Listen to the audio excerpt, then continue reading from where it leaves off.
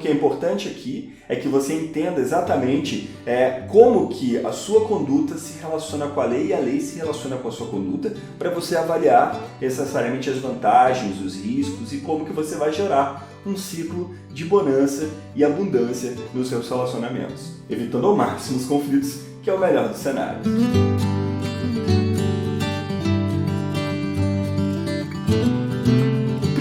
Dos conceitos fundamentais que a gente tem que ter entre os princípios da relação contratual é o da boa-fé. Tanto da boa-fé objetiva, que é aquela que é determinada por lei, e aquela boa-fé subjetiva, que é dada pela conduta do indivíduo. Qual é a questão essencial aqui? É que você traga luz toda a verdade possível de todos os elementos que estão insípidos, estão dentro da relação contratual que você quer estabelecer. Então, a determinação do uso, de que maneira, o que a terra tem ou não tem, se ela tem algum tipo de propriedade benéfica ou maléfica, se ela tem algum ônus, existe alguma dívida, hipoteca, se existe algum tipo de risco de que aquela pessoa que esteja desenvolvendo a atividade se veja subtraída. Uma questão que existe na ordem contratual é que a negociação vincula o contrato. Existe uma fase que a gente chama de pré-contratual, que oferece neste caminho todas as pré-condições ao contrato e que vinculam o contrato. Se você, por omissão, deixa de relatar um fato decisivo para aquela relação, você eventualmente vai trazer para si uma responsabilidade que pode te pesar na medida de uma arguição ou de uma questão que possa vir a acontecer no relacionamento que se dá entre você e o seu contratante. A dica aqui é boa-fé, clareza, honestidade nos elementos essenciais e documente isso. Mande um e-mail, faça uma minuta, que a gente chama de minuta, uma relação dos itens que estão sendo negociados, item a item, sejam minuciosos nesse trato. Esse é o primeiro ponto. O segundo ponto é o objeto lícito, ou seja, o contrato precisa ter algo que seja autorizado por lei. Então, a atividade que há de ser desenvolvida nesta relação tem que ser lícita. Ela tem que estar de acordo com aquilo que a legislação autoriza. E aí é que você precisa prestar atenção, que é a atividade que você vai realizar tem algum limite de ordem legal naquele terreno, por exemplo? Vamos trazer o exemplo de margem de rios. Existem determinadas atividades que não podem ser executadas a determinada metragem da margem de rios e tampouco realizadas onde hajam nascentes, porque elas podem apresentar toxicidades ou impactos ambientais. Claro, eu estou falando com um público que é muito atento a isso, mas ainda assim é preciso ter este rigor. Um outro critério, por exemplo, é que se determinada atividade precisa de algum tipo de habilitação especial, precisa de algum tipo de registro profissional para o seu desenvolvimento. Isso também é muito importante, uma vez que isso pode ser um impeditivo na hora, por exemplo, de fazer a comercialização dos frutos, daquilo que se tem como resultado da atividade. O terceiro tópico é a capacidade das partes.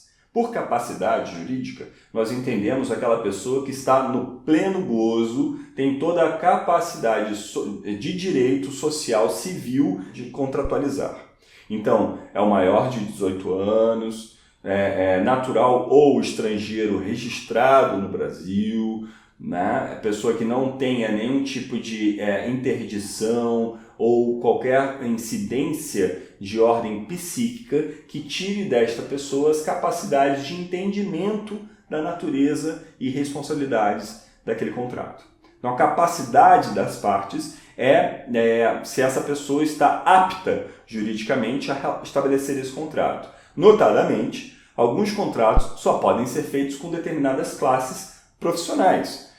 E essa capacidade também é atribuída a determinada condição específica de um profissional da formação desse cidadão, com um advogado, com um médico, com um engenheiro. O construtor é um engenheiro, o arquiteto, o tratamento é feito com um médico, a ação jurídica em geral com um advogado. E assim também a figura do agrônomo, a figura do biólogo, a figura da pessoa que faz a topografia, o engenheiro florestal. Então, dependendo da complexidade do seu projeto, talvez haja a necessidade de uma figura habilitada por algum ente representativo ou regulador desta atividade. E isto é muito importante, sobretudo naquilo que pode ser uma parceria rural. Afinal de contas, a obtenção dos resultados corre ao risco das duas partes. Ainda, também, na própria figura do arrendamento.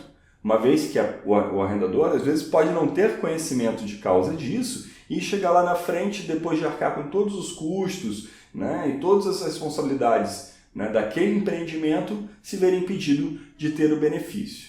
Então preste bem atenção se as partes têm esta capacidade e, não tendo, quem se responsabiliza por obter ou realizar esta parte de ser capaz, né? Essa capacidade naquilo que está autorizado legalmente a realizar ou contratar. A parte final desse elemento aqui dos contratos é a forma prescrita em lei.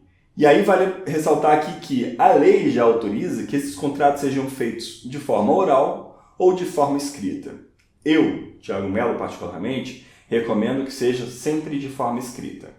Tá? A oralidade ela é muito importante, ela tem uma trajetória da humanidade, né? O trato no fio do bigode é uma coisa tradicional, mas dá muita margem para a quebra e o conflito de interpretações do que estava se proposto ou do que se estava objetivando com aquele contrato.